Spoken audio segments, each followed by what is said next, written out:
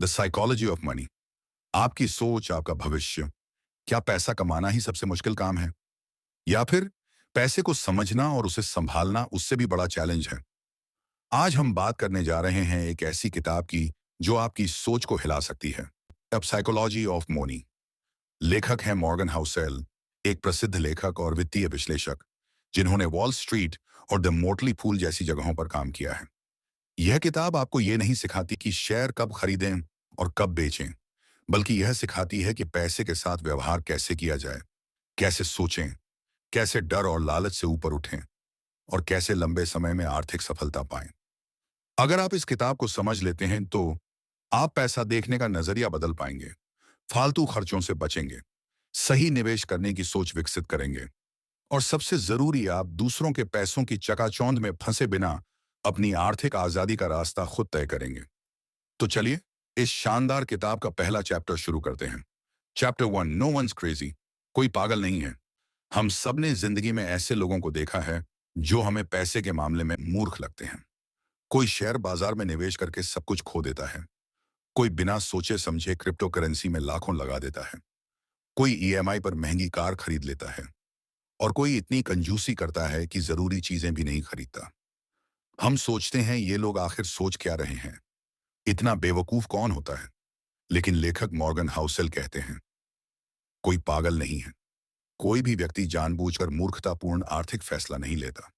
हर कोई बस अपनी जिंदगी के अनुभवों के आधार पर सोचता है। एक सच्ची कहानी से समझते हैं। मान लीजिए दो व्यक्ति हैं, राहुल और अजय। राहुल का जन्म 1990 के दशक में हुआ। उसके माता पिता ने शेयर बाजार में निवेश किया और समय के साथ पैसा बढ़ता देखा। उसके लिए जोखिम लेना सामान्य बात है। अब देखिए अजय को। उसने 1992 का हर्षद मेहता घोटाला और 2008 की मंदी देखी। उसने देखा कि कैसे लोग रातों रात बर्बाद हो जाते हैं। अजय को लगता है शेयर बाजार एक जुआ है। अब सवाल यह है, क्या अजय मूर्ख है? नहीं। उसने जो देखा वही उसकी सच्चाई बन गया। मेन पॉइंट, अनुभव नजरिया। हर इंसान का पैसा देखने का तरीका अलग है। आप जिसे गलत समझ रहे हैं वो बस आपके जैसे अनुभव नहीं रखता। पैसा इमोशन से चलता है, लॉजिक से नहीं। यानी आपकी दुनिया की समझ पूरी दुनिया की सच्चाई नहीं है। And summary. जब अगली बार कोई व्यक्ति आपको पैसे के मामले में अजीब लगे तो याद रखिए वो पागल नहीं है। वो बस उस जिंदगी को जी चुका है जिसे आप नहीं समझते। Next chapter, hook. अगले चैप्टर में हम जानेंगे लक रिस्क, यानी किस्मत और रिस्क का वो रोल जो हमारी मेहनत से भी ज्यादा असर डाल सकता है। चैप्टर 2, लक रिस्क, किस्मत और रिस्क, मेहनत से भी बड़े फैक्टर। क्या सफलता सिर्फ मेहनत का नतीजा होती है, या फिर कभी कभी सफलता का एक बड़ा हिस्सा किस्मत, लक पर भी निर्भर करता है? और अगर किस्मत इतनी ताकतवर है तो फिर रिस्क रिस्क भी उतना ही बड़ा दुश्मन क्यों होता है? मॉर्गन हाउसेल इस अध्याय में हमें यह समझाते हैं कि हम जब किसी की सफलता देखते हैं तो हम उसकी मेहनत को तो सराहते हैं, लेकिन उसके भाग्य और जोखिम को अक्सर नजरअंदाज कर देते हैं। सच में यह सब भाग्य है? चलिए एक कहानी से समझते हैं। बिल गेट्स एक ऐसा नाम जो शायद दुनिया के सबसे सफल इंसानों में से एक है। लेकिन क्या आप जानते हैं कि बिल गेट्स दुनिया के कुछ गिने चुने छात्रों में थे जिन्हें 7070 के दशक में एक प्राइवेट स्कूल और लेक्साइड स्कूल में पहली बार कंप्यूटर तक पहुंच मिली। उस समय अमेरिका के 99.9% बच्चों ने कंप्यूटर का नाम भी नहीं सुना था। क्या बिल गेट्स मेहनती नहीं थे? बिल्कुल थे। लेकिन उनकी किस्मत ने उन्हें ऐसा एक्सेस दिया जो दूसरों को नहीं मिला। अब एक और कहानी जो उतनी फेमस नहीं है। केंट एवंस, बिल गेट्स का क्लासमेट और सबसे करीबी दोस्त। दोनों ने मिलकर कंप्यूटर सीखना शुरू किया था। बिल गेट्स मानते थे कि केंट एवंस उनसे ज्यादा स्मार्ट और मेहनती थे, लेकिन केंट की एक पहाड़ चढ़ते समय दुर्घटना में मौत हो गई। उसे कोई कभी नहीं जान पाया। क्यों? क्योंकि लक और रिस्क दोनों ही शक्तिशाली हैं। तो सीख क्या है? जब आप किसी की सफलता की कहानी सुने तो हर बार ये मत सोचिए कि अगर मैं भी इतना मेहनती होता, क्योंकि कई बार उनकी जिंदगी में ऐसा मौका, माहौल या भाग्य था जो आपके पास नहीं था। और जब आप किसी की असफलता देखें तो उन्हें मूर्ख मत समझिए। हो सकता है उन्होंने वही कदम उठाया जो किसी और को अमीर बना गया, लेकिन उनके साथ रिस्क ने अपना खेल खेल दिया। ऑथर की बात। मॉर्गन कहते हैं कभी भी किसी इंसान की पूरी जिंदगी की कहानी उसके एक फैसले या एक नतीजे से मत तय करिए। हर सफलता के पीछे कुछ किस्मत होती है और हर नाकामी के पीछे कुछ रिस्क। एक और उदाहरण, मान लीजिए दो लोग एक जैसे स्टॉक में पैसा लगाते हैं। एक की किस्मत अच्छी थी, शेयर बढ़ गया। दूसरे की किस्मत खराब, उसी दिन कंपनी पर केस हो गया। क्या पहले वाला जीनियस है? क्या दूसरा मूर्ख? नहीं, ये सिर्फ समय और परिस्थितियों का खेल है, लक और रिस्क का। इस चैप्टर से सीखें, अपनी सफलता पर गर्व करें, लेकिन दूसरों की असफलता को समझने की कोशिश भी करें। किसी एक उदाहरण से सब कुछ मत सीखिए, और सबसे जरूरी, रिस्क को कभी हल्के में मत लीजिए। Quote from the book, nothing is as good or as bad as it seems. यानी जो दिखता है जरूरी नहीं कि वही सच्चाई हो। चैप्टर 3, नेवर इनफ, कभी काफी नहीं होता। क्या आपने कभी सोचा है कि कुछ लोग करोड़पति होने के बावजूद क्यों चोरी या धोखाधड़ी कर बैठते हैं? या फिर क्यों कुछ लोग तब तक पैसा कमाते रहते हैं जब तक उनकी जिंदगी बर्बाद ना हो जाए? इसका जवाब एक शब्द में है, ओटॉन। नेवर इनफ यानी कभी काफी नहीं होता। कहानी, राजत गुप्ता और बर्नी मैडॉफ की। राजत गुप्ता एक भारतीय जिन्होंने अमेरिका में बड़ा नाम कमाया। मैकिन्सी के पहले भारतीय सीईओ बने। करोड़ों की संपत्ति, सम्मान और पहचान। लेकिन फिर उन्होंने अंदर की जानकारी, इनसाइडर इंफॉर्मेशन लीक करके स्टॉक मार्केट में पैसे कमाने की कोशिश की। पकड़े गए, जेल गए और सब कुछ खो बैठे। क्यों? क्योंकि बर्नी मैडॉफ अमेरिका के सबसे बड़े इन्वेस्टमेंट फ्रॉड का मास्टरमाइंड। वो अरबपति था, लेकिन फिर भी दूसरों का पैसा हड़पता रहा जब तक कि उसे 150 साल की जेल नहीं हो गई। अब सोचिए, अगर आपके पास पहले से इतना सब कुछ है, तो ऐसा खतरा क्यों उठाना? क्योंकि लालच कभी कहता ही नहीं कि अब बस। मॉर्गन हाउसल की समझदारी भरी बात, यदि अपेक्षाएं rise with results, there is no logic in striving for more. यानी अगर हमारी उम्मीदें हमेशा हमारे रिजल्ट से ऊपर जाती रहीं, तो हम कभी संतुष्ट नहीं होंगे। एक और कहानी, कंपाउंडिंग और संयम की ताकत। वॉरेन बफेट दुनिया के सबसे अमीर लोगों में से एक हैं, लेकिन उनकी असली ताकत उनके निवेश की स्ट्रैटेजी नहीं, बल्कि धैर्य और संतोष है। बफेट कहते हैं, अगर आपके पास जरूरत से ज्यादा है तो आप भाग्यशाली हैं, लेकिन अगर आप सोचते हैं कि और चाहिए तो आप कभी खुश नहीं रहेंगे। तो सीख क्या है? एक, तुलना मत कीजिए। जब आप अपनी कमाई की तुलना किसी और की सफलता से करते हैं, आप कभी खुश नहीं रह सकते।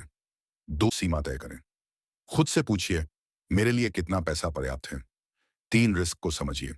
जब आपके पास पहले से बहुत कुछ है, तो थोड़ा और कमाने के लिए बहुत कुछ खो देने का रिस्क मत उठाइए।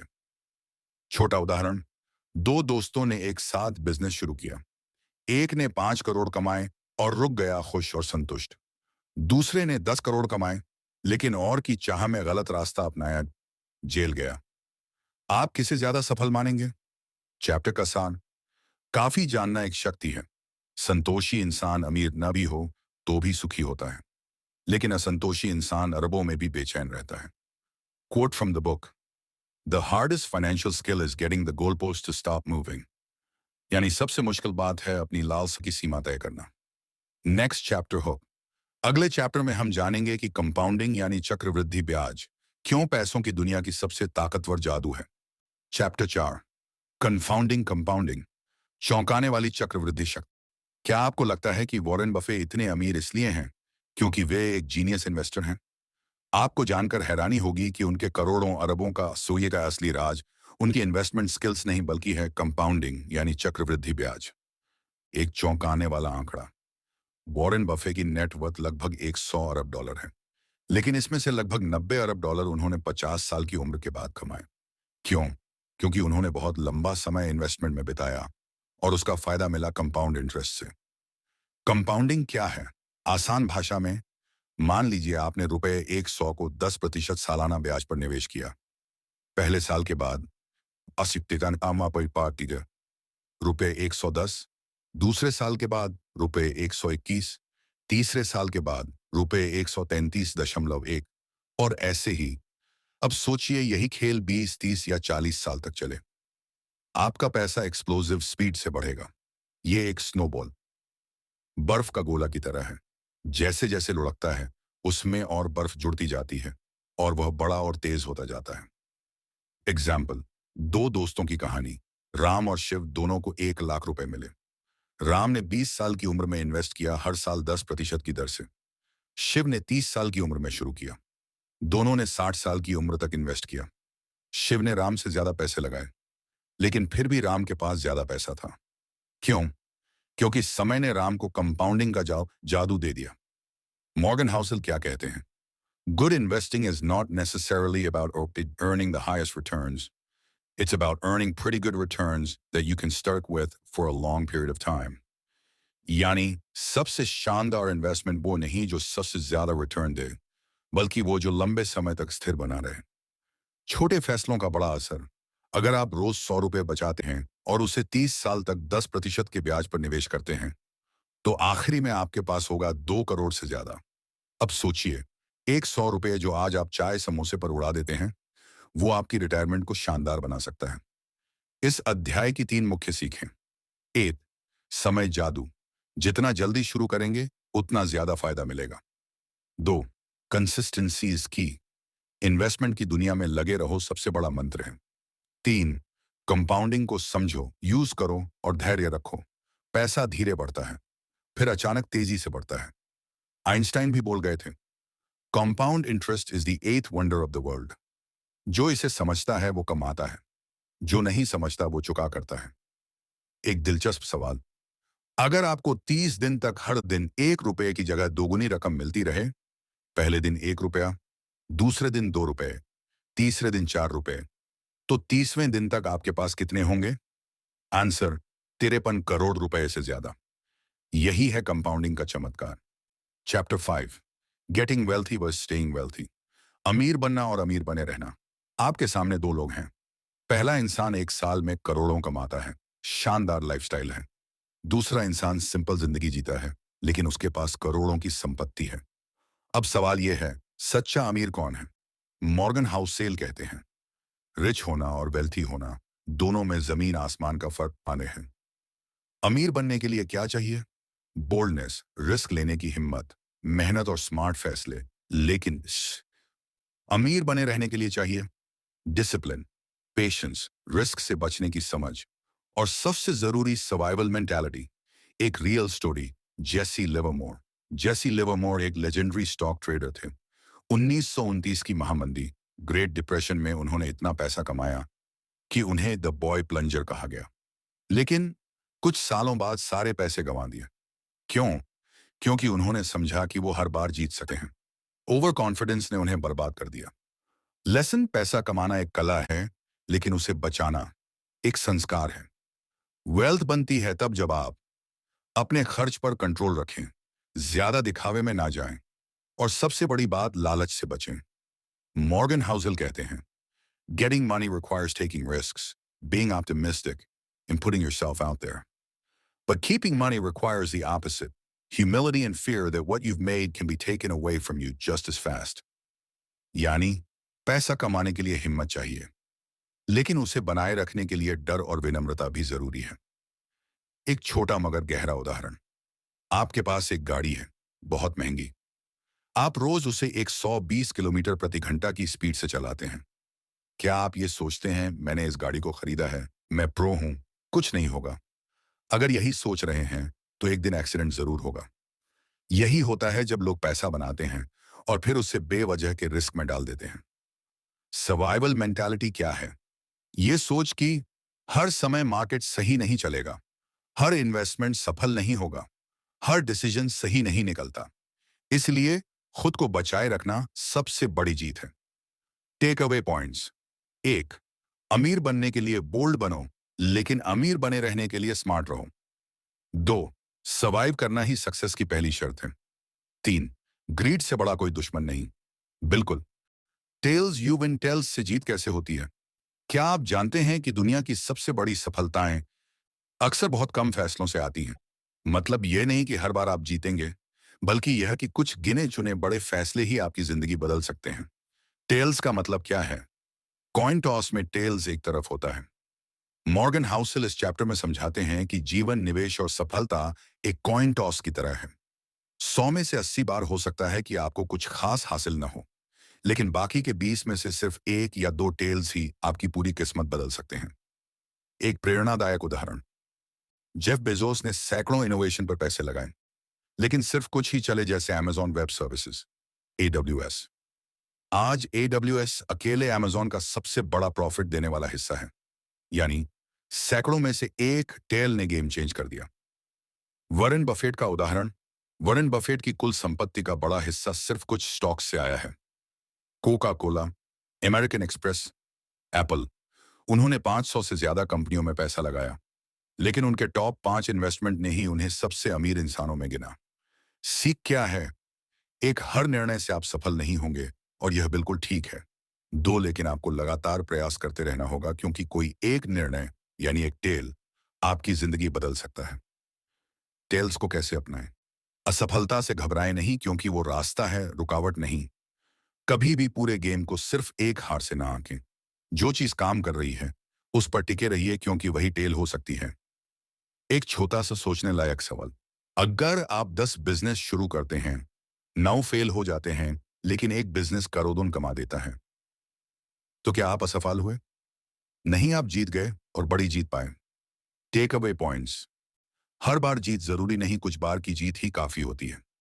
दो, सबसे बड़ा फर्क बड़े फैसलों से आता है, लेकिन वो बड़े फैसले तभी बनते हैं जब आप छोटे छोटे कई प्रयास करते हैं। तीन, इसे ही कहते हैं टेल्स यू विन। एक टेल से आपकी किस्मत पलट सकती है। बिल्कुल। चैप्टर 7, फ्रीडम असली अमीरी क्या है?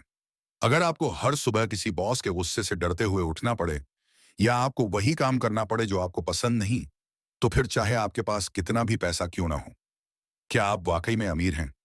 मॉर्गन हाउसल कहते हैं, सबसे ऊंची संपदा की क्षमता यह है कि हर सुबह उठकर आप कह सकें कि आज मैं जो चाहूं वह कर सकता हूं। यानी सच्ची अमीरी वो है जो आपको चुनने की आजादी दे, ना कि सिर्फ दिखावे वाली लाइफस्टाइल। पैसा सिर्फ चीजें खरीदने के लिए नहीं है। पैसे का असली काम है आपके समय और निर्णयों पर आपका कंट्रोल वापस लाना। जब आप अपनी मर्जी से लोगों से मिलते हैं, जब आप अपनी मर्जी से दिन बिताते हैं, तभी आप सच में आजाद हैं। एक कहानी, स्टीव जॉब्स का विजन। स्टीव जॉब्स ने एक बार कहा था, यह बात नहीं बनती है कि बुद्धिमान लोगों को नियुक्त किया जाए और फिर उन्हें क्या करना है इसके लिए कहा जाए। उन्होंने एप्पल में पास एक ऐसा कल्चर बनाया जहां लोग खुद फैसले ले सकें, क्योंकि यही असली मोटिवेशन है। एग्जाम्पल, एक सरकारी कर्मचारी एक फ्रीलांसर। सरकारी कर्मचारी की नौकरी पक्की है, सैलरी तय है, लेकिन टाइम और जगह पर कंट्रोल नहीं। फ्रीलांसर की इनकम कभी कभी अनिश्चित है, लेकिन वो अपना समय, काम और ग्राहक खुद चुनता है। अब सवाल यह नहीं कि कौन ज्यादा कमाता है, सवाल यह है कि कौन ज्यादा फ्री है। पैसा कमाना जरूरी है, लेकिन उससे भी जरूरी है यह सोचना कि क्या मैं उस पैसे से अपनी आजादी खरीद रहा हूं, या और ज्यादा कैद हो रहा हूं। मॉर्गन एक और शानदार बात कहते हैं, समय को नियंत्रित करना सबसे बड़ा लाभ है जो पैसा देता है। यानी पैसे की सबसे बड़ी कमाई यह है कि वो आपको अपने वक्त पर कंट्रोल दे। Take away points. सच्चा अमीर वो है जो अपने समय और फैसलों का मालिक है। दो, फ्रीडम सिर्फ पैसे से नहीं, सोच और आदतों से भी आती है। तीन, अपने खर्च, काम और लाइफस्टाइल ऐसे चुनिए जिससे आप हर दिन अपनी मर्जी से जी सकें। तो दोस्तों, द साइकोलॉजी ऑफ मनी के पहले भाग में हमने सीखा कि पैसा कमाने से ज्यादा जरूरी है उसे समझदारी से संभालना। हमने देखी उन भावनाओं और सोच की गहराइयां जो हमारे वित्तीय फैसलों को प्रभावित करती हैं। लेकिन ये तो बस शुरुआत थी। अगले भाग में हम जानेंगे क्यों अमीर बनने के बाद भी लोग गलत फैसले ले बैठते हैं, कैसे धैर्य और लंबे समय तक टिके रहना असली धन पैदा करता है, और वो छुपी हुई मानसिकताएं जो आम लोगों को भी निवेश के खेल में सफल बना सकती हैं। अगर आपको ये वीडियो अच्छा लगा हो तो इसे लाइक और शेयर जरूर करें, और ऐसे ही दमदार बुक समरीज के लिए चैनल को सब्सक्राइब करना न भूलें। The psychology of money part 2 आप हुआ बितुए जल्द ही आ रहा है। बेल आइकन दबाएं ताकि आप अगला भाग मिस ना करें। धन्यवाद। आपका समय और समझदारी ही आपका सबसे बड़ा निवेश है।